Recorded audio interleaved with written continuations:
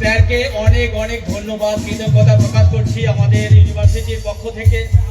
সারাদিন একজন শিল্পী করছেন, তারপরে এরকমের পারফরম্যান্স।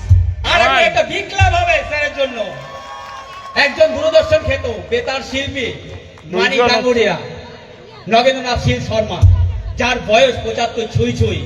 একজন শিল্পী কিভাবে তার শিল্পের জন্য নিবেদিত প্রাণ হতে পারেন, এই স্টেজ থেকে তার প্রমাণ হয়ে গেল। আমাদের মাটির গান শিল্পকে যেভাবে চর্চা তিনি করে আমাদেরকে একটা ইতিহাস সৃষ্টি করলেন। একজন 75 ছুঁই ছুঁই শিল্পী তার শিল্পের জন্য নিজেকে উজাড় করে দিয়ে আমাদের সামনে পারফর্ম করলেন। আমরা ওনাকে শুভ নববর্ষে জানাই অনেক অনেক অভিনন্দন ও শুভেচ্ছা। এবারে আর একজন মানসি, আমাদের উত্তরবঙ্গের গর্ব, আমাদের এই কোচবিহার জেলার গর্ব, যিনি বর্তমানে অধ্যাপিকা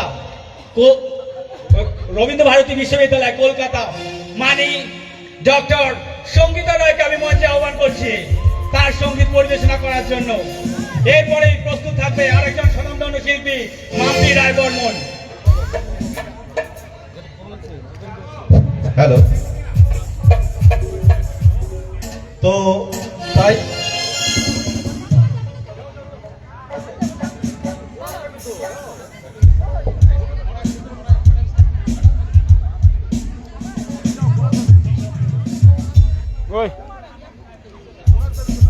ওই চেয়ার খান ধরে এসো, দিই চেয়ার খান ধরে এসো না, আসো আসো।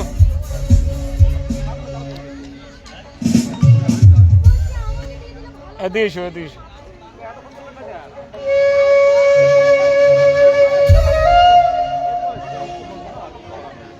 হ্যালো। হ্যালো। তারপরে আমাদের যে একটা বিশেষ আকর্ষণ রয়েছে, আমাদের এই বিশ্ববিদ্যালয়ের রেজিস্ট্রার স্যার একটি গান পরিবেশন করবেন।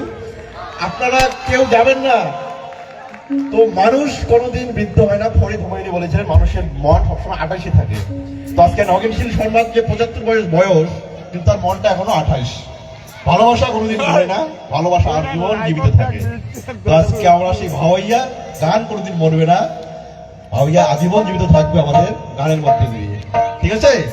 এখন আমরা গান শুনছি আমাদের সেই রবীন্দ্র ভারতী বিশ্ববিদ্যালয়ের অধ্যাপিকা ডক্টর সঙ্গীতা রায় মহাশয়া, যিনি সুদূর কলকাতা থেকে আসছিলেন সেই ভাওয়াইয়ার টানে। তো যাই বলেছেন আমাদের গানের ভাষায়, গান গান করি সর্বনাশ তবু না মিটিল আমার মনের হাউস। গান একটা এমনই জিনিস, প্রীতি মানুষকে কাঁদায়, প্রীতি মানুষকে ভাষায়, প্রীতি মানুষকে অনেক দূর নিয়ে যায়।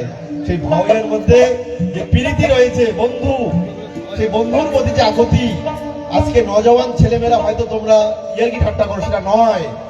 প্রকৃতি, প্রেম সবকিছু নিয়েই ভাওয়াইয়া। ঠিক আছে? আমরা গান উপভোগ করবো এখন সঙ্গীতা রায়। আচ্ছা